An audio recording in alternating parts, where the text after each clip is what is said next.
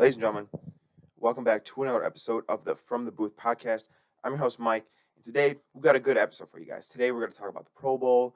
We're going to talk about AJ Green's retirement. We're going to talk about the Super Bowl, aka the Kelce Bowl. But before we kind of get into that, I just want to remind you guys, if you haven't already, to please follow the show wherever you may be listening, whether that's Spotify, Apple Podcasts, Anchor, wherever you're listening. Also, if you're watching on YouTube, make sure to subscribe so you don't miss more content if you guys enjoyed. Um, and yeah, let's go ahead and get into the show.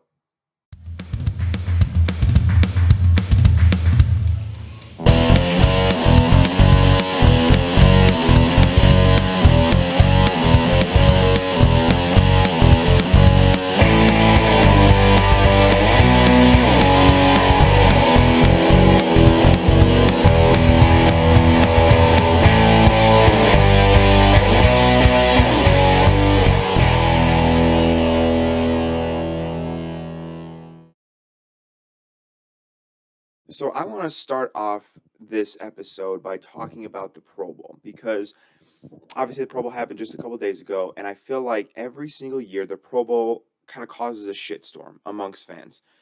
Some fans love it, some fans hate it, some fans they don't know what to feel about it. Here's what I want to say really quick before we get into the Pro Bowl, which was drastically different this year. Um, A, the Pro Bowl or the All Star game for the NFL is the hardest one to manage because other than baseball or basketball, football is a contact sport, and again, other than football, other than basketball and baseball, it happens at the end of the year, right? Right before the offseason goes on, and players go to negotiate contracts or maybe get traded or try to find a new destination. So getting injured in the Pro Bowl is devastating. It's awful, and in a contact sport like football, where injuries are um, so much more expedited than any other sport, it's a real risk to go play, especially against the best players in the league. To go out there and put your body on the line is not something that a lot of players want to do. They don't want to risk, the money that they're going to get in the offseason or maybe their free agency or whatever. So you can't just have a Pro Bowl like a regular NFL game. You can't do that.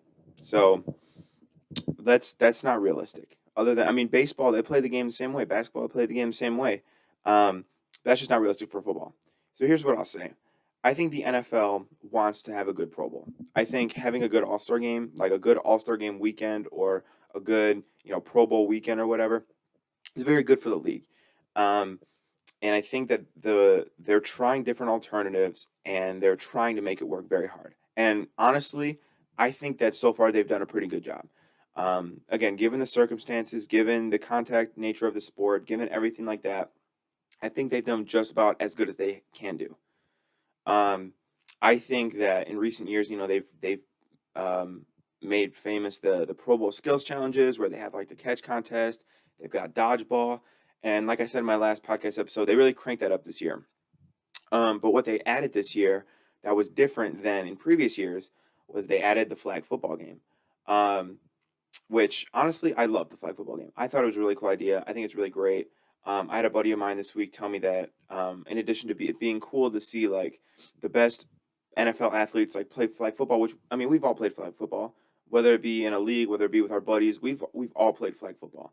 So to see that amongst the best NFL athletes is really cool. But additionally, it also raises more awareness, attention, money towards the NFL sponsored like flag football leagues or flag football leagues around the world, which is great. Flag football is great. It is the game we love without all the hits and the injuries and everything. Which I think flag football is the way to go for kids. So if you want kids to grow up and be football fans, flag football is the way to go.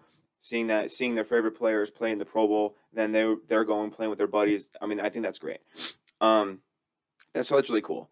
Additionally, I actually thought that the flag football idea was a great one. Again, avoids injuries. You still get the guys, they can make their money in the offseason. But what you have now is you have, guys going full speed, guys going ham. If you're Jalen Ramsey, you're really going ham. Um, but it's so cool to see all the athleticism on display and to see those guys and throwing around and doing all that and having, like I said in the last episode, having Peyton and Eli as the coaches were perfect, perfect.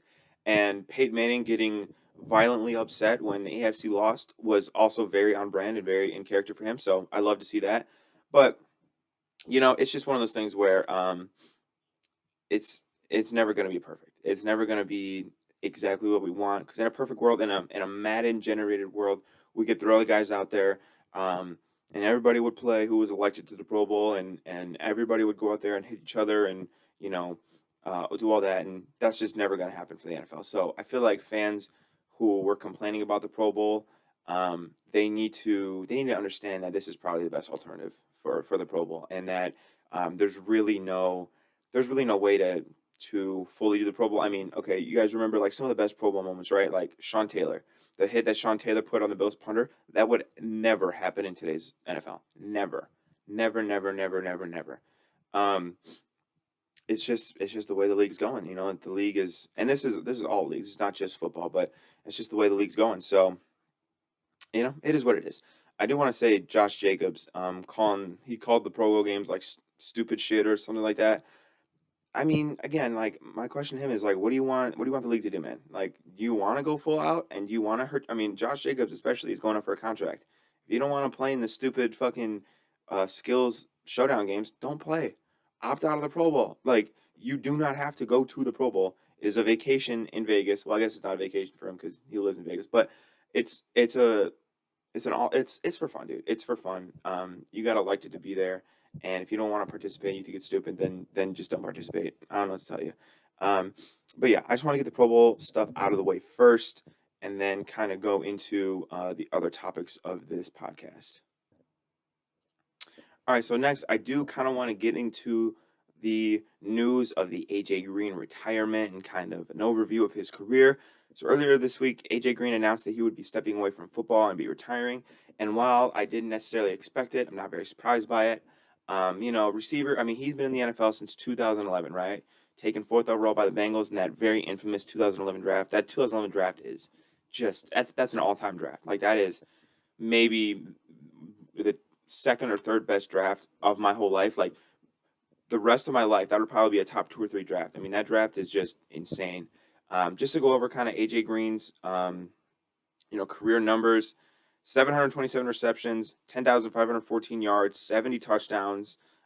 Just really, really cool stuff. Spent 9 years in Cincinnati and then the last two in Arizona. He was one of the most dominant receivers of the early 2010s era. I remember him and all those deep bombs that he got from Andy Dalton. I mean, that was a good duo. Him and Andy Dalton were a really good duo for a while. I remember the Hail Mary that he caught, like just a lot of really, really cool stuff from AJ Green. So I do kind of want to talk about a few things with AJ Green. Um, spent those 9 years in Cincinnati, and I want to say 2017 was probably his last good year. Looking at his stats, it's his last 1,000-yard season. Had 1,078 yards, 8 touchdowns. So he had one, two, three, four, five, six, seven. He had seven really good seasons. He also made a Pro Bowl in 2017. So the first 7 seasons of his career made the Pro Bowl. 2018, had about 700 yards. That's not bad. 2019 missed the whole season because of his ankle, and then 2020 only caught 47 passes for 523 yards. Last 2 seasons played in Arizona and really didn't do much. But AJ Green is kind of when I saw the news of AJ Green, it kind of made me sad because it feels like the era of players that I grew up watching are slowly fading away. Um, like I remember the prime days of Julio back when I was in middle school, of AJ Green, of Antonio Brown. I remember DeMarco Murray. Um, just so many of these guys that I grew up watching, and that in my early football watching days, when I want to say I was just an innocent watcher. I didn't really know much about teams or players or strategies or anything. I just liked watching the games, and I would always be in class. I'd always get in trouble because I'd always be in class on the school computers watching highlights from the games over the weekend. AJ Green was one of those guys. I really, really enjoyed watching his highlights, and he is a reminder to me that my first generation of players that I've been watching are quickly and swiftly fading into the oblivion of retirement. And so, in terms of taking it outside of me for a second, in terms of his kind of Hall of Fame resume, I would say I'd put him in. 7-time Pro Bowler. Um, yeah, really had over 10,000 yards, 70 touchdowns, um, caught 727 passes. I think those are Hall of Fame esque numbers, and I think you do got to put him in. His only, I guess his only kind of drawback would be, I mean, he was fairly productive. I would say there was never a year where he was like the best receiver in the league, because again, like Julio was taken, I think, 6 or 7 picks right after him. So Julio was obviously like the top guy for a while, and then like 2014 starting, it was Antonio Brown was really really good. So was he ever like the top 1 or 2 receivers in the NFL? Probably not, but I think he was fairly productive for 7 to 8 years to where you can put him in. But I wouldn't be. I think maybe he falls into the what's called the Hall of Very Good, where the guy was really good, the guy was a great player, but maybe didn't have the accolades, didn't have the longevity, or didn't have the statistical dominance of some of these other guys. So I don't think he's a Hall of Famer. Maybe I'm contradicting myself. Maybe I don't think he's a Hall of Famer. Could he get in? I could see it, but I don't believe that he should be a Hall of Famer. I think he's a Hall of Very Gooder, but in my opinion, not a Hall of Famer. But again, just that era of kind of those early 2010s players fading away it made me feel old. And I'm 20. I shouldn't be feeling old, but I felt old when I saw that AJ Green retired. Tom Brady, I didn't feel as old because Tom Brady, he'd been in the league since I was born. Like he been in the league. So I figured that dinosaur was gonna retire soon. But AJ Green, like I remember when AJ Green was drafted. I remember seeing him out of Georgia. I remember a lot of these things. So um, yeah, but that's AJ Green. If you guys have any comments or on AJ Green, make sure to leave them down below. But I just want to get my thoughts on AJ Green because I saw that he retired. Just I saw it just yesterday. So all right, and our last topic of discussion today, and the big beefy one that we're going to talk about, obviously given the events that are going to transpire later this week, is the Super Bowl, aka the Kelce Bowl. Now, I'm gonna do a million episodes, and you might even say I already have done a million episodes on the Super Bowl and everything like that. But I got more coming. Don't worry. I'm still yet to give my official predictions and what I think is gonna happen. And I got another banger video coming for you guys in a few days if all goes well with certain people that I'm gonna try to go with. But um, today I want to talk about the Kelce Bowl and specifically Jason and Travis Kelce. So, as I mentioned before on this podcast, I would highly recommend checking out the New Heights podcast with Jason and Travis Kelce. They do a great job. They've done a great job all year. And recently this week, they actually had their mom and their dad on their podcast talking about the Super Bowl, which is just peak content. Like, I wish I could have something as good of that one day. To have two brothers in the Super Bowl on different teams interview their mom and dad before the Super Bowl, just fantastic. Like, it's awesome. Um, so there's a lot of good little nuggets in there. If you guys want to check it out, I'd highly encourage it. Um, but yeah, so I want to talk about kind of the Kelce Bowl and everything going on there. So let's talk about, I guess, their careers at this point, right? Jason Kelce and Travis Kelce have both won a Super Bowl. So really, this is just they're tied right now. So this is for ultimate bragging rights. I think Travis, as an individual player, has had more success. He's got more All Pros. I think he has more Pro Bowls. He's definitely set more records because offensive linemen don't really set records.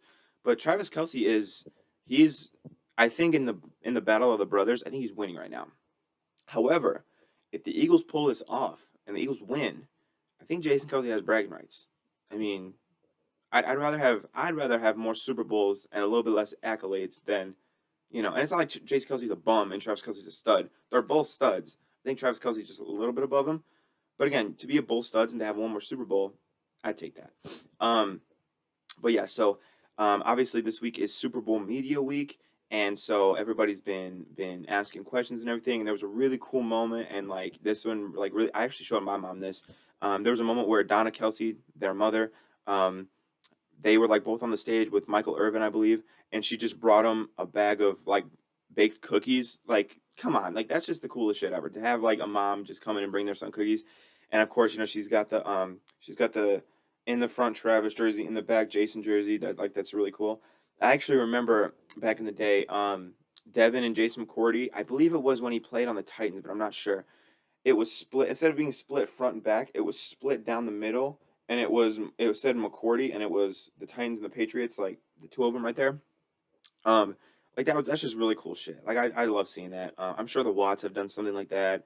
I'm sure the Bosa's have done something like that. Like if you really think about it, there's a lot of brother duos in the NFL, and it makes you think like, hey, maybe half of being an NFL player is just having like God tier genetics. You know, that's the reason I didn't make it to the NFL. Obviously, I mean, you know, if I was a Watt or a Bosa or a Kelce, like I would definitely be playing in the Super Bowl right now too. But that's not me complaining or being salty by any means. Definitely not. But seriously, like I think it's really cool, like how many brother duos there are that are in the NFL, and how much like you know family. Like you always see these guys like the Watts and the Bosas and the Kelseys and the McCourtys. They have great family structure. I think that's great, and I think that part of the reason why I loved the the the podcast this week for their episode was it highlighted like their family and how supportive they are and how much they love each other. And I think that's really cool. You know, like that's a really cool message. Um, and it's really cool to see like the family supporting these boys and growing them up and everything like that and loving on them and helping them chase their dreams. Like that's just really cool. That's really cool shit to me. So hats off to the Kelsey parents. You guys did a great job raising your sons. Now, in terms of the game that they're going to play, oh, one more nugget, by the way. I actually forgot to mention. Of course, as all siblings would do, they tried to make their mom pick. You know, Chiefs, Eagles, whatever. She actually had a really good point that she said two things that I thought that I actually really liked. She said, "A, you guys have both won your Super Bowls, so at this point, she basically said that she's playing with house money. Like whoever wins is great for her, because she's already seen each one of her boys win a Super Bowl. So you know, they both got theirs, right? A. B, they asked her again, like Chiefs, Eagles, who are you rooting for? She said offense. And I thought that was the most mic drop, like leave the Zoom call moment that she could have said. She said offense. And they were like, damn. And then they really tried to make her make a decision. And in classic mom fashion, she would not pick one of her sons. So hats off to Donna. Yeah, she's been all over this week. She's been on like Good Morning America. She's been everywhere talking about her boys. So hats off to her. But again, in terms of the actual game, I think she's going to have a lot to root for. You know, I think these two offenses are great, and ironically enough, I think they're Travis and Jason are two of the key important members of both of their offenses. You know, Travis is going to be one of the biggest pass catchers, especially with Miko Hardman out, Kadarius Toney, Juju banged up, and then Jason Kelce. Obviously, those Eagles, they run the ball a lot, and um, in that scheme that they run, you know, centers are very very important. So they're both going to be very important roles. They're both going to be very very important in their own schemes. So going into the Super Bowl, I'm going to kind of, I guess, preview it, and then kind of see what we're rocking with. I don't want to give my predictions yet. Again, it's too early. Like it's Tuesday. I'm recording this on Tuesday morning. It's Tuesday. I'm probably gonna wait till Thursday, Friday. Let me check my schedule. Yeah, so my Friday podcast episode will be my full.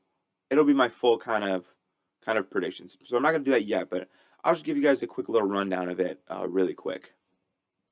All right, guys. So I'd say for this segment, we kind of roll through the odds of the Super Bowl and kind of give our predictions there. Again, not necessarily exactly what's going to happen, but kind of say what I'm thinking about the odds and everything like that. So I'm going to go ahead and go to FanDuel real quick and look at the odds for the Super Bowl.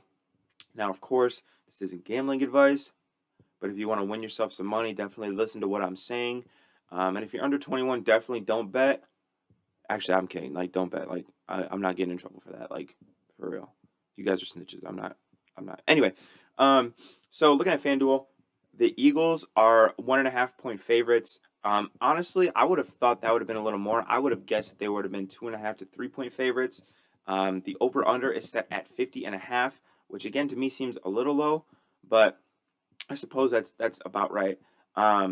So just off the bat, I would go ahead and take the Eagles minus 1.5. I think, not to spoil anything, but all right, guys. So I think for this segment, we go ahead and check out the Super Bowl odds and kind of give my little rundown of who I think is going to win and everything like that. So I'm gonna go ahead and go to FanDuel Sportsbook and check out these odds for you guys. Now, before I get into it, this is definitely not gambling advice.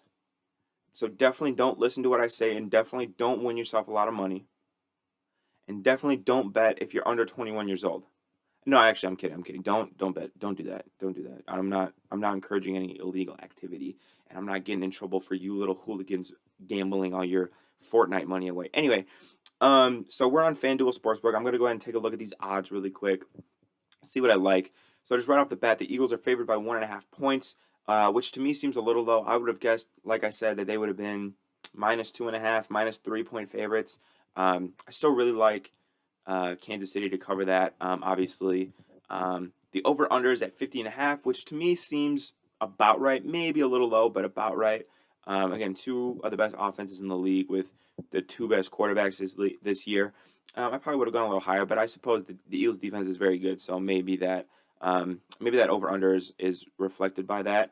For Super Bowl MVP, the top two odds favorites are obviously Mahomes and Hurts, because more often than not it goes to the winning quarterback, regardless of if it should or not. But go ahead and look at some of these other odds. Travis Kelce's at plus 1,600, AJ Brown's at plus 1,800, Miles Sanders plus 2,500, and Devontae Smith at plus 3,100. So, if you are a gambling man, my recommendation to you would be I would sprinkle some on whichever team's quarterback you think is going to win. So if you pick the Eagles, I would sprinkle a little some on Jalen Hurts. If the Chiefs, I would sprinkle a little some on Mahomes. But if you kind of want a teaser, you kind of want a little some extra, I might sprinkle a little some on Travis Kelce. And here's the thing, right? Plus 1,600, that's really good odds for a guy who is definitely going to be the main target of Patrick Mahomes, has had big Super Bowls in the past, and is a guy who I think the offense runs through. It's rare for an offense to run through a tight end, but I think he really does with the Chiefs. So I might sprinkle a little some on Travis Kelce. In terms of the anytime touchdown scorer props, we've got Travis Kelce at minus 115, so that's looking very correct. We have Miles Sanders at plus 120, Jalen Hurts at plus 100. AJ Brown plus 120, Isaiah Pacheco at plus 120, Devontae Smith plus 165. I'm not going to read all of them for you, but what I would say is if I am going to pick one to throw some money on, I think Dallas Goedert at plus 175 looks really good. I would not be surprised if Dallas Goedert scored a touchdown. I think Isaiah Pacheco at plus 120 is good, although his usage rate has been down just a little bit lately. If you want kind of a big gamble one, I might go with.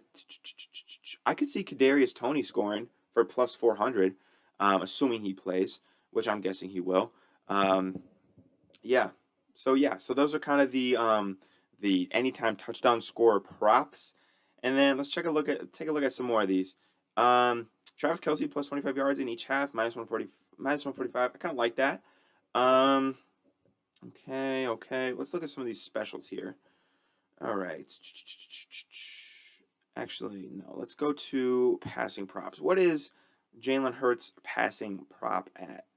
Jalen Hurts passing yards. The prop is set at 238. Okay. I would go under. I would go under 238. And here's why I say that. Again, Eagles are a very run-heavy team. They run the ball often. They control the clock. That gives the Eagles that gives Jalen Hurts and the Eagles less opportunities to throw. And so, however, I do think that if he gets it, it'll happen because the Chiefs secondary is young and inexperienced. And if Mahomes is doing his part on the other end and scoring, then they might be in a shootout. So Jalen Hurts might have to throw. Any quarterback to throw for 400 plus yards, yes, plus 980. Ooh, I don't know if I like that. Okay, I like those a lot. Any QB to do total number of players to have a pass attempt. Oh, this is a Super Bowl favorite. I heard Nick Wright talking about it this week on his show. Any total number of players to have a pass attempt over 2.5, plus 54. So if you think like a backup quarterback's going to come in, or they throw like another Philly special or whatever, you might throw a little bit on that. Let's go to some rushing props. Miles Sanders, his rushing number is over 61.5. I would take that. I would take over 61.5, definitely. And then Isaiah Pacheco's is at 46.5. That's a bit high for me. I would go under. I would go under 46.5 for Isaiah Pacheco. Um, rushing touchdowns. Will the Eagles have a rushing touchdown? Yes. Yes. Minus 400. Yes, definitely. Will the Chiefs? I'd say probably not. Let's go to any defensive props. Defensive special team touchdown. Yes, plus 300. I'm gonna say no. Total sacks. All right. Over 4.5, or over 5.5, under 5.5. I'm gonna go over 5.5. Honestly, I think that the Eagles get to. I think the Eagles get to Mahomes 3 or 4 times, and then the Chiefs maybe get 1 or 2. I would go yes. So these are kind of some of my odds-on favorites. These are some of the gambling guide for the Super Bowl. Again, this isn't gambling advice, so definitely don't take it, and definitely don't win money. And again, in my later show and on the podcast episode Friday, it's gonna be all Super Bowl based. I don't care what happens Wednesday, Thursday, Friday morning. I don't care what happens. Friday is gonna be all about the Super Bowl. We're gonna give full predictions. I might even have a guest or two on. We're gonna do our gambling. We're gonna do our prop bets. Everything we're gonna do. So I gave you a little appetizer in this episode. On Friday, it's going to be the full main course. It's going to be filet mignon with them really nice mashed potatoes and those green beans that really have no business being as good as they are. And I say that because, that's what I made this week, so maybe I'm a bit biased. But, yeah, that's going to be – these are just the little cheese fries, and then on Friday it's the full deep dish pizza. So we'll go ahead and make sure you guys are stay tuned for that, because I'm very excited for that episode. So make sure you guys stay tuned. Make sure you guys tune in on Friday. And I think we have one more segment in this potty episode. Let me check my notes really quick. Yes, we do. We have one more segment until we kind of get out of here. So I'll save my outro spiel until then. But yeah, I'll see you guys in the next segment. All right, so my next and final segment of this podcast episode on this wonderful Tuesday morning is about Steve Wilks. Steve Wilks, just as of about an hour ago, accepted the position as the San Francisco 49ers' new defensive coordinator. And as a Seahawks fan, I am shitting, pissing, crying, farting, whatever else you want to say. But here's why I say that. I think Steve Wilks is a really good coach. I think he's a really great leader. I think he is very well respected. And I thought for some time that he was going to remain in Carolina. I mean, you saw last year in Carolina, he took over after Matt Rule was unceremoniously let go of his duties and banished to Nebraska football. And he took over the Panthers, and they were a significantly better team. And not to mention that they had at that point traded Christian McCaffrey and traded Robbie Anderson, two of their most talented offensive players. And he stepped in and he did a great job with the Panthers. He got them very close to winning the division, and that's despite having Baker Mayfield, Sam Darnold, and PJ Walker as his quarterbacks. Had no quarterback, had really not a lot of talent on offense, and he made it work. And that defense, especially, so I think that it's very hard to win when you don't have talent on the offensive side of the ball, and he did that. He did that with his guys. So, I think that he should have been rehired as a Panthers head coach. I think he deserved it. He's kind of been fucked over when he's gotten head coaching opportunities. You saw him with Arizona. Had 1 year. They gave him Josh Rosen as his quarterback and said make it work, and he didn't. And then they fired him and they hired Cliff Kingsbury. My question for you is: do you think the Cardinals would be in a better position today if they had somebody other than Cliff Kingsbury as their head coach? I think they would. So, and I think that it's kind of just, maybe it's just one of those things where, and I don't like saying this, I don't like making the accusations, but I think, it's been kind of proven time and time again in the NFL, like, minority coaches, they don't get as many opportunities. Um, so I'm glad to see him end up in San Francisco. As a fan of football, as a Seahawks fan, I hate it, but as a fan of football, I love to see it. He's going to be dominant with that San Francisco defense. I already know they're going to be just as good as they were last year, if not better. And my guess is that he takes the Robert Saleh, D'Amico Ryans route, where coaches up the 49ers defense for a year. They're great. They're top of the league in every category, and then he goes and finds a head coaching position somewhere else. So good for him. So I'm rooting for him as a fan of football and as a fan of his to do good this year in San Francisco. And I hope that, he's able to land on his feet somewhere else and find a good quality head coaching job elsewhere. So that'll do it for today's episode, guys. I really hope you guys enjoyed. Covered a few different topics today. Like I said, my whole Super Bowl episode will be coming out Friday. I've got another video for you guys coming out on Thursday, which will also be Super Bowl themed because you gotta capitalize on that. Gotta capitalize on that trending topics, man. That's YouTuber 101. But no, Super Bowl episode on Thursday, or Super Bowl video on Thursday. Super Bowl podcast episode on Friday. I will catch you guys. Make sure you don't miss it. Hopefully you have a great rest of your day. And that everything goes well for you guys. Love you all. Have a nice day. Peace.